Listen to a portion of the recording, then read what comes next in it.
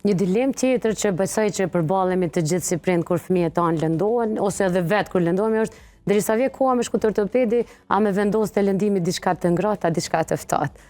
Kur e ndrydhim kamën, ose ku di se na nuk dim diagnozen me bë.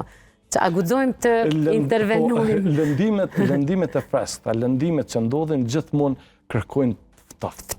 Akull. Gjithmonë duhet, pa asnjëherë akulli nuk duhet vendoset direkt në lëkurë, po gjithmonë të mbështillet për shkak se shkakton nekrozë ose shkakton mërdhirje të asaj pjese, na bën një problem tjetër atëherë me lëkurën, me djegjen e lëkurës. Për këtë arsye gjithmonë duhet me vendos të ftoft e jo të ngrohtë. E ngrohtë duket që për pak minuta ta qetëson, po mandej për shkak që shkakton ajtjen e demën, se shkakton ne i themi vazodilatacion, zgjerim të enëve të gjakut.